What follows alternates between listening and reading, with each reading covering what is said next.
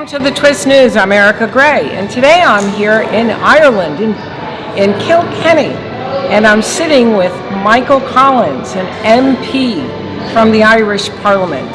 And Michael, you were talking today about farmers, and you came out with a great statement, which was just shocking. You said that farmers in Ireland are being vilified and treated as terrorists. Can you explain what's happening? I can. There's targets being forced on Irish agriculture, Irish farmers, nitrate targets that are non-achievable in many cases, and farmers Nitrate targets, okay. Which are non-achievable, to be quite honest with you, for most farmers that I know, and it's causing them great difficulty. Meaning that a country like Ireland that can produce the most beautiful milk, most beautiful beef, most beautiful cheese, is now being treated like as if it's an environmental hazard, and it's led farmers telling me that they're being treated like environmental terrorists, and that's a shocking situation. That our good, clean Irish farmers, who are doing their best to improve, nobody's ever afraid to improve in their farming, the development of their farm in so many ways, and spending a lot of money. But now, with the targets gone from 250 to 220, the nitrate targets, it means quite a lot of them are going to be squeezed out of business. And they're feeling so they're going to be squeezed out of business. Now, who's writing this policy in the European Union? Well, it seems to be a green agenda, where there's nobody, as I said, opposed to change and improvements. And Irish farmers have been willing and doing that, and working towards, striving towards incredible improvements, but they're not rewarded for doing so. They're penalised further for doing so. And it's a green agenda. And I mean, we in Ireland have proven down through the decades that we can deliver a very clean and environmentally clean agriculture sector, but it's still not good enough. So we have a green agenda in Europe, and then we have a Green Party who only have 12 MPs in Ireland that are holding the balance of power, which is destructive towards the Irish nation. And at this time, we see a lot of farmers either considering going out of business or gone out of business, and struggling, feeling very angry and bitter that they are being finger pointed as being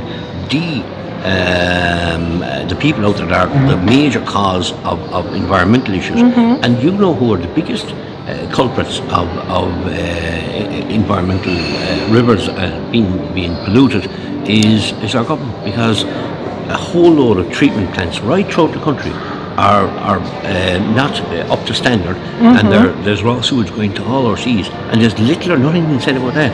But they're watching the agriculture sector, and they're watching the small farmer, taking him out of business. Wow. Now, when it comes to the farming policy in the European Union, are there any farmers that are in Brussels that are representing Ireland's farming industry? Well, from what we can see, it's mainly made up of the parties that are in our national parliament, and they have an agenda, and they're quite happy with the agenda that's out there present, and that's the green agenda.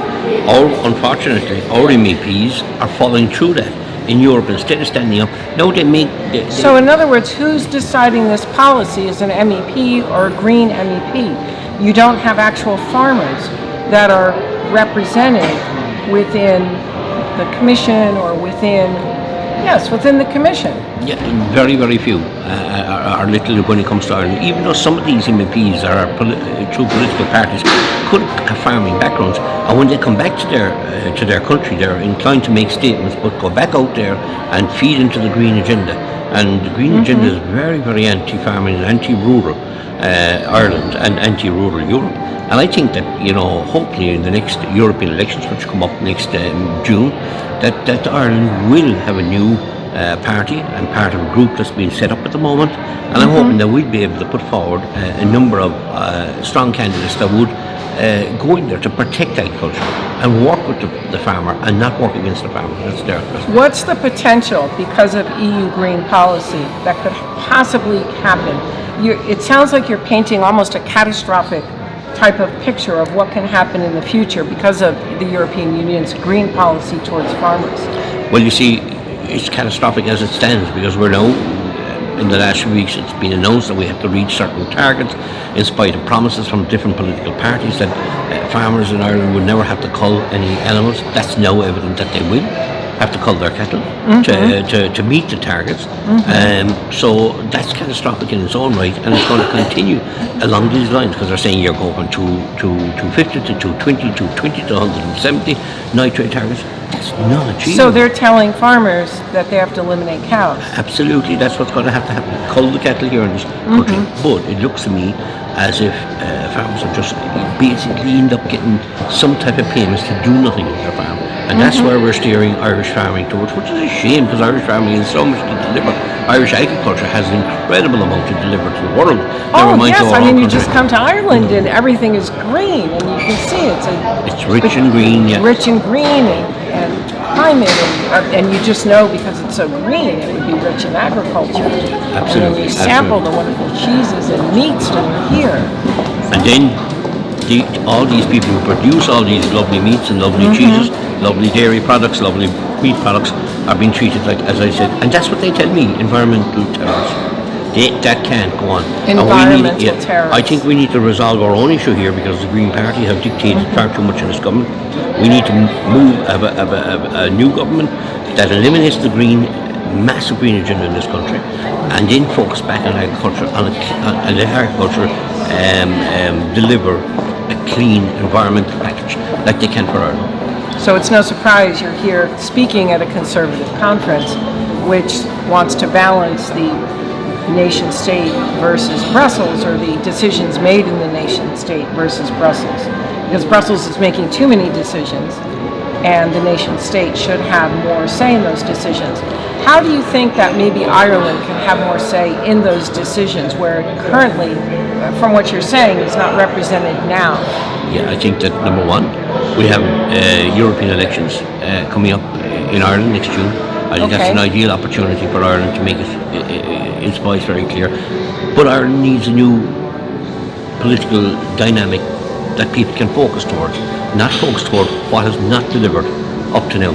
So the Fine Gael, the Fianna Fáil, the Sinn Féins have not delivered up to now for Irish agriculture. We need a new dynamic party that can deliver and can go to Europe and fight the cause for both Irish agriculture and European agriculture. We have two problems in Ireland, and I said that here this morning in the session, that number one, we have rules and regulations from Europe, but to compound that, to double and triple that, we have a Green Party in Ireland to make sure that they will cripple every Irish farmer and stop them from doing business as they go. Is there anyone that can get to this Green Party in Ireland so that they don't keep making these policies that are just disastrous for the Irish farming industry? I think the next national election will make a very clear decision on what they feel about the Green Party, and looking at the opinion polls, I don't see them there in any kind of a strength, so I don't see them to be propping up the government in this. So the hope is the elimination of the Green Party, so that they don't get into power and make these decisions that are so detrimental to the agricultural industry in Ireland.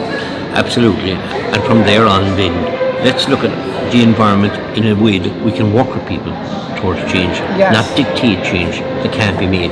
And putting people out of business is a sad fact, and I said that this morning, that so many small farmers are going to be wiped out in this country, absolutely wiped out in this country. But that's because of policies from so-called Green Party that was so-called protect farmers. You can't protect farmers when you're squeezing one sector that has to purchase more land and purchase more rented land than other people had, and squeeze others out while they get bigger and bigger and bigger to just survive the way they have been all along.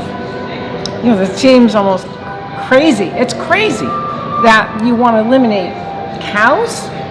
You want to tell a farmer how many cows he can have? I mean, this is just nuts. It's nuts. You're going to have,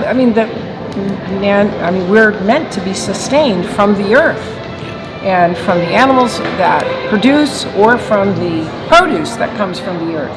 And now the green policy, which initially they embraced Mother Earth, now they're telling you that Mother Earth and what it produces is harming the environment. I mean, this just sounds insane.